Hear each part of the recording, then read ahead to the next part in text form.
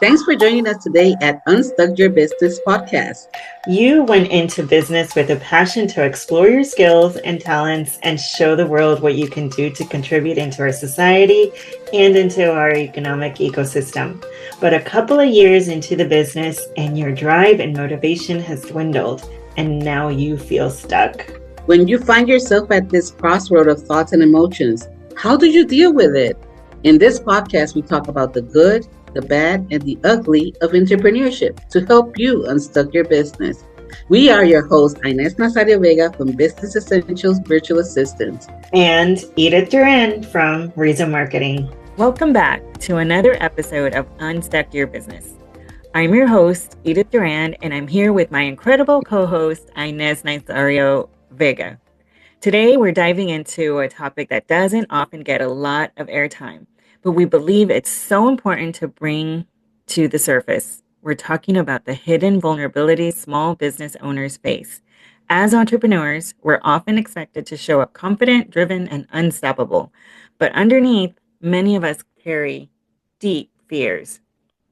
Fears about finances, fears about balancing the demands of business and family, fears about whether we're even the right person to lead.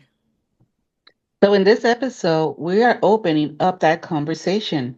We want to explore not just the challenges, but also the human side of business, how growth impacts in relationships, personal health, mental resilience, and identity. Because when we name those fears, we take away some of the power and we start building better strategies, stronger connections, and more sustainable success. So, listen, audience, grab your coffee or your wine if it's the evening. We won't judge. And let's get into it. So, Edith, I know that this is a topic very few business owners like to talk about. It's one of Mhm. those things that vulnerability has a little tone to its the word that makes someone think like that's not a leadership trait to Mhm. have. Mhm. Um, so let's get the conversation started. You know, one of the things that I think vulnerability ties into is with fear. Mhm. We have fear of something. That's why we don't talk about it. We don't share our vulnerabilities. And I cannot even say the word today. So, in your opinion, how do you think we should recognize when fear is silently driving our decisions and is attached to vulnerability? Um, Inez, I am so glad we're talking about this topic because, as you know, the whole idea of talking about this and bringing it to our Unstuck Your Business podcast audience is because, we have our weekly check-ins and sometimes we talk to each other even more than once a week. But we have our weekly check-ins, and not only are we accountable to each other for keeping this podcast going, but in the mix of all of that, we share our own vulnerabilities with each other. Mm-hmm. And we're business best friends, BBFs. Baby, yeah. So, but you know, we're not the only ones. Of course, we're not the only entrepreneurs that have these fears, and and stopping to recognize when your fear is driving your decisions is a lot harder than it sounds, but Mm-hmm. I believe it's a practice. So Mm-hmm. in our last episode, where it was just you and I, we talked a lot about the Think and Grow Rich mastermind group that we had and what Mm-hmm. we learned from it. And one of the things that I have really taken from that, and it's really stuck with me, is aligning your decisions with your statement of desire. So what are your goals? What's the vision you have for yourself? Mm-hmm. And we all get into these situations where it just doesn't feel right. Either you took on a client project that you weren't too sure about, but the money was good. So you Mm-hmm. you ignored your hesitations and your intuition and took it on. Mm-hmm. And then, headaches started started to Yeah, to they merge turn from into that. that. Yeah, And they we turn we into all those. have, yeah, we all, I think, have those that intuition, and Mm-hmm. but our fear will take over, and then we end up Mm-hmm. doing something we really, we really didn't imagine for ourselves when we thought about getting into business. Would you agree with that? Yes, absolutely. Absolutely. I think you know, one of the things in going into business, of course, income is super important. Cash Hmm. flow, right? Right. Cash flow is important. It's key for any business. But how do we get to that income without sacrificing or compromising our gut feeling? I call it our intuition. It's very challenging. It's a very vulnerable position to be in because let's face it, when you jump, especially if you have jumped from a W-2 employee setting in which you get your check every week, no questions asked, you get the same amount, but then you go into business and you don't know where the next check is coming from, you can get the fear of, oh my gosh, I have to take any client and every client on board, Hmm. and because I need the money. And to some degree, you might need to do that for a short period of time. But when you're also maturing in your business, like you said, where did you tie in your statement of desire? Where did you tie in your goals with your activities and Hmm. with what you're doing within your business? And that's a very big area of vulnerability because here you are trying to have this big business, this successful business, but you have also this gut feeling telling you, do it this way or do it that way, and you get stuck in the middle. You kind of get stuck in the middle, and I mean, you can lose sleep over that. Would you say? Oh, absolutely. And not only can you lose sleep over that, but then I think it has a domino effect where, Mm-hmm. the fear is setting in, and now you start questioning yourself and your abilities, and, are you the right person to have this business, to be leading this business, to be growing this company? Was this a good decision for yourself? Mm-hmm. And that is just like, fueling that fear and Mm-hmm. that flame, that, yes, like, as you said, is keeping you up at night.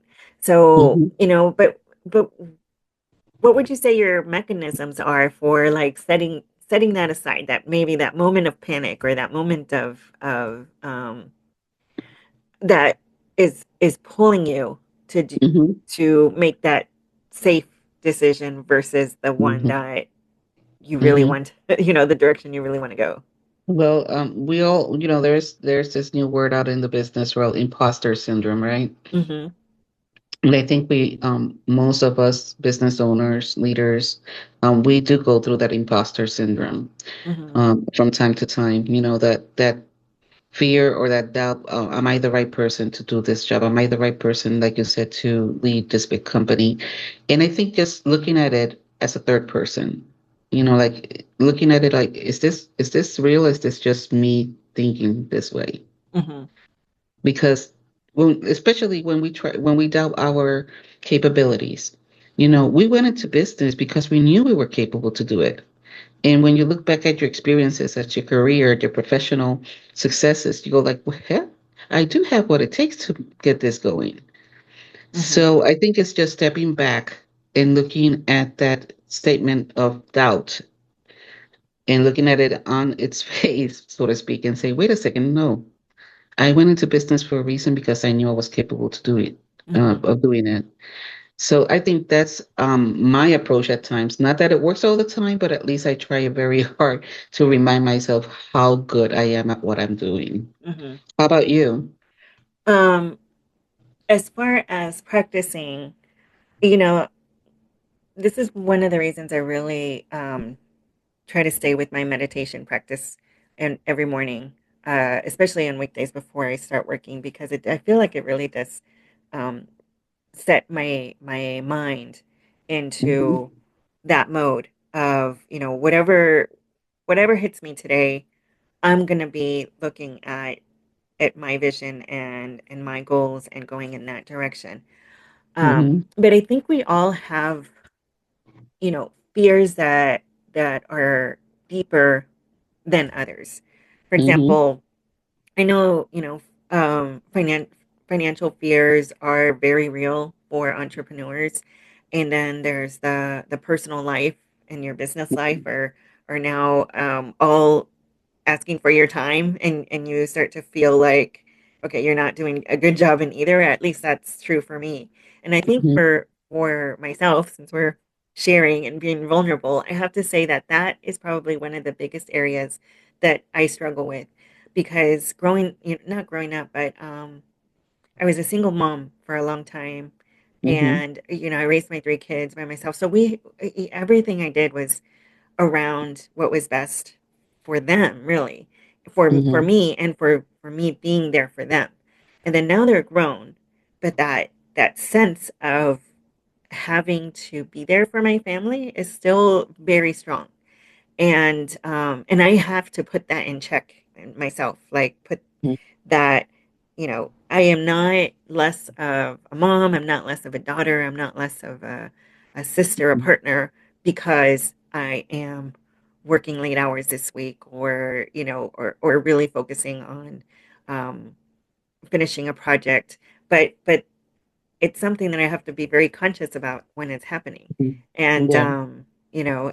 and put into practice that, okay, that pep talk of, okay, exactly what I was just saying. I'm not less of anything because I'm Yes. choosing my, Yes. my business path. Mm-hmm. Yes, absolutely. But then there's the other side of the coin, and where we we think we are sacrificing all these areas, family, relationships, friendships, self-care. But there are times, and this is just being vulnerable. There are times that we need to talk straight out to our family and say, "This is my work time." For friends that want to take you out to midday wine and lunch, and And tell that them, happens. it's just not a good time. It's not that you don't value the friendship. It's just that there is time for everything, and we need to balance it out. Hmm. And but it can give you that guilt feeling, like, am I, investing enough time on my family, investing enough time in my relationships or friendships, whatever the case may be. Hmm. So I am very vulnerable, especially when it comes to friendships. I value my friends very much, and I like to spend as much time as I can because they balance me out. But at the same time, it's when can and should I invest the time with them?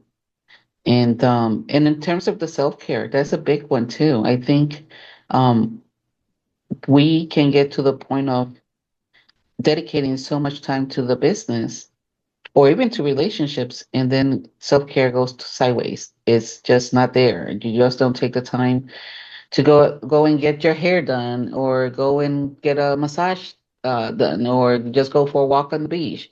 Hmm. And so those are areas that I think they're very vulnerable. They're very vulnerable to go on the sideways, and that's one thing that I think we as business owners should be aware of.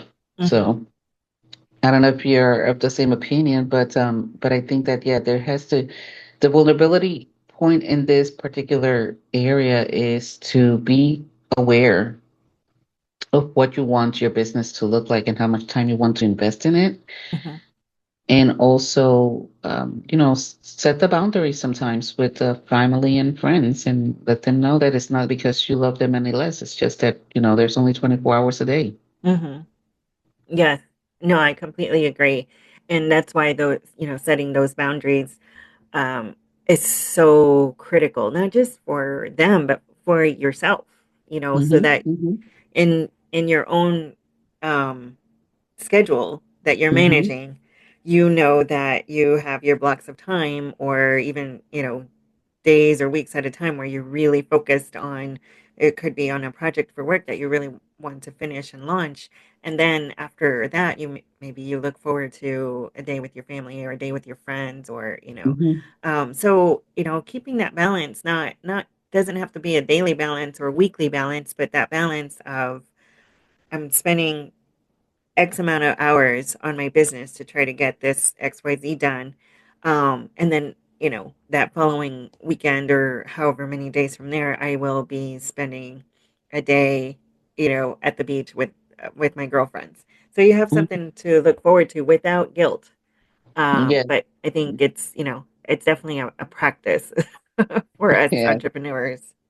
Yes, I think one of the biggest struggles as business owners is that if the challenge is that sometimes we can be in a social setting thinking about work, Mm-hmm. And then we can be in our work setting thinking about social. Yes. and then and then we get into this vicious cycle, and we're at work thinking about having time with family and friends, and when we are with family and friends, we're thinking about work Right. that we left undone. And I for one would love to have a magical wand that shuts off my brain at certain particular times when I'm with family and friends and thinking about work, or when I'm at work and just thinking about being with family and friends.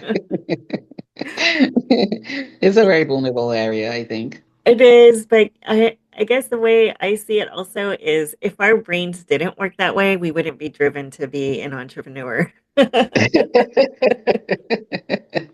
Maybe someone in the audience, we would love to hear from our people in the audience, can give us some tips and some strategies on how to do the turn off of the brain.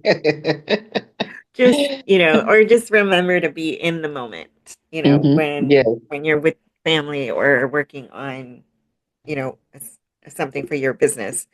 Just be Yes. in the moment and you'll get more out of it that way. Mhm. Yes. Yes. That's a very good thing to remind ourselves, is to be in the moment. Hmm. So, Edith, I know that we've been talking about, the sacrifices and what have you, but one thing that is very a big area of vulnerability, especially for business owners, we can become workaholics. Hmm. And I, for one, I was the biggest workaholic you could have known 10, 12, 15 years ago. I mean, I will work just 50, 60, 70 hours just because I was one of those that I did not know how to stop a task unto completion. Hmm. And over time, I have learned that what, it's going to be there. I'm going to have a better brain tomorrow after I'm rested to deal with it. But that's something that we can be very vulnerable Hmm. about, is the burnout. So what has your experience been with burnout when it comes to your business? This is an interesting question. Inez, because I will admit, I love working. I'm not, I'm trying to put it a Mm-hmm. different way, but Hmm. I love what I do. I love the my client work, and I love spending time on it, and I feel so satisfied when I'm working on, something as simple as setting up a new automation, or I found a new tool that's going to help my clients. I get excited over those things. And I do. And but then Hmm. before I know it, I realized I haven't spent quality time with my fiance, or I haven't Hmm. gone to see my mom in weeks because Hmm. I'm spending so much time. So and when I really start to think about those things, I think that's when it starts to affect me, my mental health, because I Hmm. will immediately all of a sudden feel so tired. Like the Hmm. fatigue is just Hmm. takes over, and forget going to see my mom, forget doing something fun with Jerry, because now it's like all of that just caught up to me, and now all I want to do is either sleep or just bed on the couch. And so Yeah. I have to admit, I really struggle with this. I feel like I will pour myself into work and getting producing and getting things out and making sure my team is still going. Pour myself Hmm. completely into that, and then when I stop, it's like, "Ugh, I am no good for Yeah. anything else." Well, and So the I will funny thing is, take advice on this in this area. feeling overwhelmed by your to-do list, emails, scheduling meetings, managing customer inquiries, social media. The list never ends. But guess what? You don't have to do it all. Let a virtual assistant from Business Essentials Virtual Assistant help you say goodbye to the mundane task of running your business and reclaim your passion over essentials. From administrative tasks, customer support, social media, marketing, and more, we've got you covered. It's like having an extra pair of hands without the overhead. Ready to work smarter, not harder? Visit us today at businessessentialsva.biz. Again, businessessentialsva.biz, and get the help you need today. Yeah, and the funny thing is that I, for one, like I said, I have this tendency of not stopping until I complete a task. Mhm. Um, but I don't know if you remember oh, this gentleman we brought in our podcast. My brain is just went going blank, but that we get a lot more done if we take breaks every 25 minutes. Mm. Yes. Was And that I'm David LaRosa? David De La Rosa, thank Yes. you. Yes. David De La Rosa. I mean, that was an amazing episode that we had with him. But one thing that stuck with me is, and it is true because I have proven, I have done it, and it's proven that you get a lot more done if you have completely on with no distractions Hmm. for 25, 30 minutes and then take a 10-minute break in between and do it again, 25 minutes and don't take another 10 minutes. And more Hmm. importantly, don't forget to drink water. Sometimes Hmm. we can go the full day without drinking a glass of water That's because true. we're so involved with whatever project or task. And then when we don't do that, I know for myself that at the end of the day, I can feel like I'm coming up with a slight headache. And my first question is, did I drink water? Mm. Yeah. If it almost feels like a form of burnout, but it's also a form of like you're not doing things the right way and balance. Right. Well, I mean, isn't that what burnout is? I mean, the reason you get to burnout is because you haven't given yourself enough self-care to keep your glass full, as they say, you know? Yeah. And that's how you get there. And you're right. I mean, I did the same thing. I have my glass of water from in the morning, then I drink it and I forget to go back and get more. And I think that that's how a lot of times we treat self-care. Like, okay, you did your one thing, your yoga session or stretching session that Hmm. one time or twice, and then that's it. You don't work it into your your regular routine so that Yeah. you're continuously giving yourself like, that respite that you need, that energy Mm. boost. Yeah. No, it's funny. Sometimes I can't even have the bottle of water in my desk, like literally looking at me. And then at the end of the day is when I decide to pick it up and have a drink. uh So I don't know. It's sometimes the way that our brains work. It's yeah. Do you we're associate sorry not to interrupt you, but I'm just curious. Do you associate your time off give you know to give yourself self-care to feed um your creativity with time with friends? Do you ever associate that with the lack of ambition? Ooh, that's a very good question. Um, I don't know, lack of ambition. It's a very good question because sometimes I think we can relate to it. We can Mhm. relate to like, oh my gosh, if I mean, like I put it the word in there. I feel sometimes like, am I wasting my time Mhm. while I can invest my time in completing this project? Um, so the word that comes to mind is wastefulness, and when you think of the word wastefulness, you also think of like I don't have enough ambition, enough drive. What's going on? Mhm. So it's this constant tug of war in our brain, I think, Right. and where we associate time with friends and family or self care with not being productive enough for our business, Mhm. and I think that's a dangerous zone, if you ask me. It really is a dangerous zone to be in. I mean, how do you feel about the word ambition related to your time that is not invested in business? you know, um I have learned, and this has been an ongoing again, an ongoing practice for myself, but I have learned that my time away is my reward for Mm, um for all the work that I have put in there.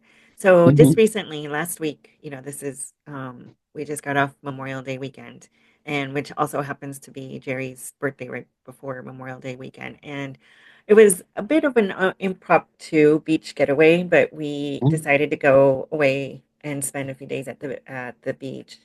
in Ormond for his birthday and like a pre-Memorial Day sort of, head start. Mm-hmm. And I have to say that it could not have come at a better time Mm-hmm. to just get away. And the place we stayed at had very little signal. It was hard to connect, which who wants to connect when you're at the beach? Who wants to work?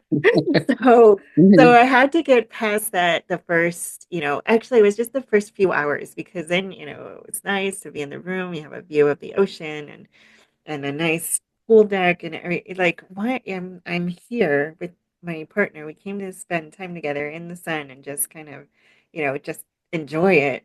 Why am I trying to connect to the internet? Mm-hmm. I don't need it to Mm-hmm. be Yeah. here right now. So in that instance, there was no nothing crossed my mind about being not being ambitious enough or wasting time, Mm-hmm. or I just really saw it as this is my time off, this is time to recharge.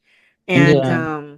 yeah, so I didn't, but I think there are some instances where, like, if I schedule a lunch in the middle of the day that it I really didn't have room for that, but I did it anyway, to see a friend from out of town or something. And those at that time, I think it does kind of creep into my my subconscious and says, Mm-hmm. "You're supposed to be working right now. This lunch was not in the was not on the Mm-hmm. books, and Mm-hmm. this is what you're supposed to be doing right now." So yeah, it just depends. But Well, I'm looking at this from a different angle now that I hear you saying that you mhm, had a wonderful time with Jerry at the beach and what have you. You know, and when it comes to the word ambition, this is what I'm thinking. I'm working my business hard enough so that I can afford those days at the beach right. Yes. in freedom and Mhm. not thinking about anything else. And so yeah, I feel like after listening to what you were saying, thinking of these self-care moments as rewards for the hard work at the business, Mhm. it's definitely something that all business owners can benefit from. And but we have to be vulnerable. And we're talking about vulnerability. We have to be vulnerable to recognize Mhm. when we are out of balance, when we are just driving ourselves down the road of burnout. And instead of just crashing into a burnout moment, when can we stop ourselves midway and take care of ourselves? Exactly. But I think relating it to the word ambition, I'm having a hard time kind of like correlating one thing with the other, Mhm. because I do feel that we work hard so that we can live that vision of ambition life, Yes. if it makes any sense. But Edith, this has been a really, really good conversation. But in the interest of our audience and in the time, because we'd like to keep our podcast to 30 minutes. What are how can vulnerability become a leadership strength instead of a weakness? Because I think that once we recognize it, once we acknowledge it, it can be used in our leadership, in our way of leading our company. What are your thoughts on that? You know, I think being vulnerable is more an we are judging ourselves in a much harsher way when we're vulnerable than anybody else judges us. Mm-hmm. And I think sharing your vulnerabilities, even with my clients, and I'm in marketing. I handle marketing for a lot of small businesses. But when it comes to my own marketing, I don't want to do it. you know? It's funny because I feel the same way sometimes. I don't want to I do want it. to delegate it. I want. Exactly. You want to delegate it, and and that really has brought me to such an understanding on why small businesses would want to hire an agency like mine, because they don't want to do it either. So that's just an example of like where we're recognizing your vulnerabilities and your your where you're missing some kind of drive, you Mm-hmm. learn from it, and then you share it, and you know what happens? You're human. You're, Mm-hmm. you're Well, just human. yeah, what I have benefited from sharing my vulnerabilities at times is that people may offer to help, people Yes. that you didn't think Hmm. that you didn't think of asking help from, and that you know that they can be key to whatever is it that your vulnerability is. I mean, going back to our mastermind program, our mastermind group, sharing our vulnerabilities can help us create our council board. Yes. Hmm. Because if I'm not good in numbers, maybe there is somebody out there good with numbers that can help me in that area. But that's my area of vulnerability, and it does complement and supplement my leadership. Hmm. It's a way of enhancing our leadership by sharing our vulnerability. Maybe we're like you said, maybe that's people that are not good in marketing, Hmm. but they're good. They're good architects. They're wonderful engineers. They just don't care for the marketing side of the business. Hmm. And sharing that they're not good at something can bring on board somebody good to take care of it. So Absolutely. Hmm. so that's why I think it's not a bad thing to share our vulnerability because it can open the door to people that want to be part of your network and help your business grow. And Yeah. you strike on something that is so valuable, that are people are good. Mm-hmm. People want to help.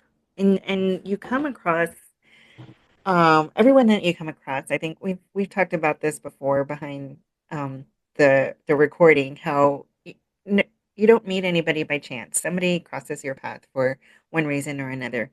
Mm-hmm.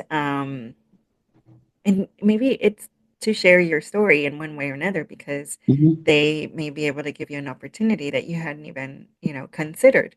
Mm-hmm. Um, or it was just that open ear where you could just, vent for a little bit and get this off your chest. And when you say it out loud, maybe it's not as big a fear as you thought it or as you felt it. So yeah, definitely sharing your personal story and your lesson. I would say, eh, be okay with that, because we're Yeah. just that's how we connect as just, Yes. people, humans. Mm-hmm. Mm-hmm. I totally agree. I totally agree.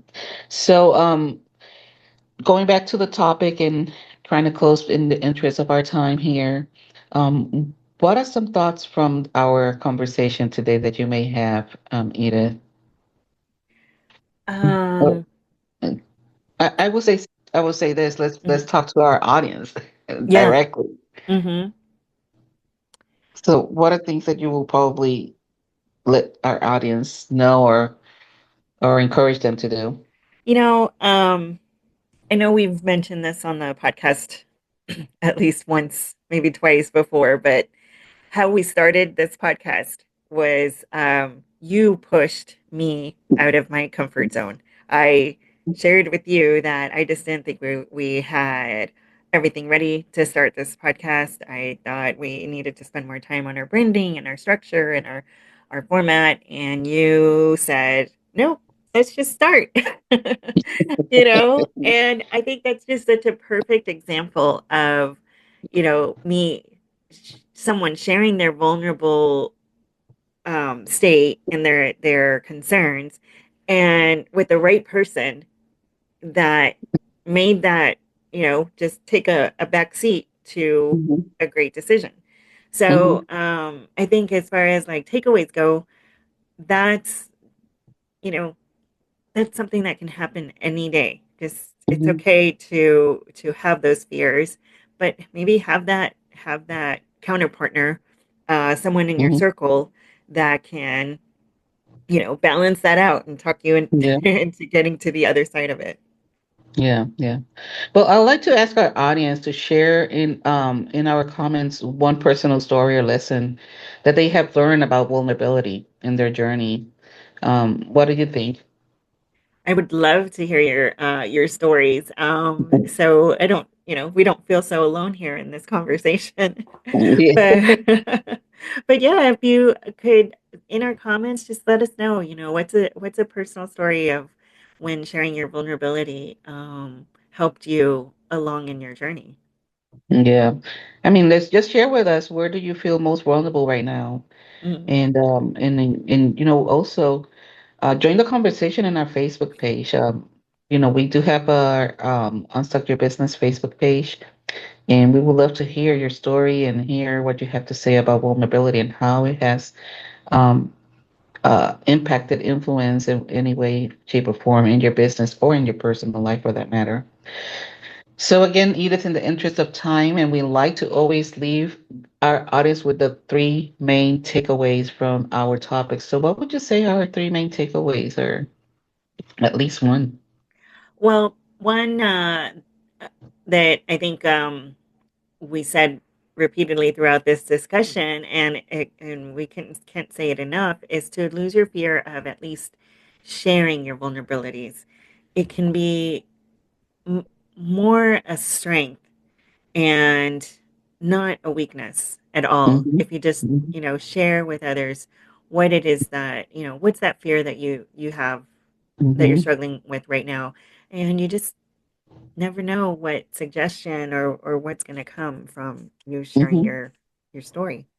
Yeah. I also think for those entrepreneurs that are out there that have to lead a team of people, sometimes we are scared of sharing our vulnerability with our peers or our staff.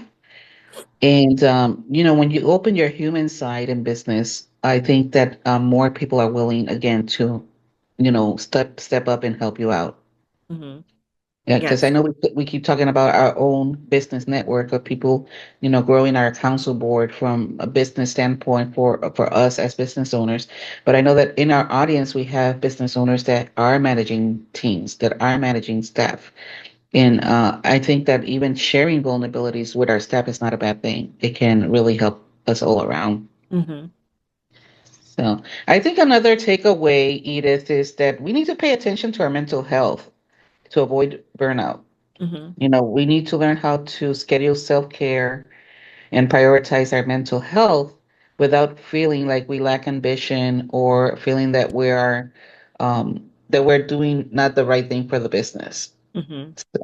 I think that's an area that is a vulnerable area because it's hard to think of like, I'm doing XYZ and not doing XYZ for the business.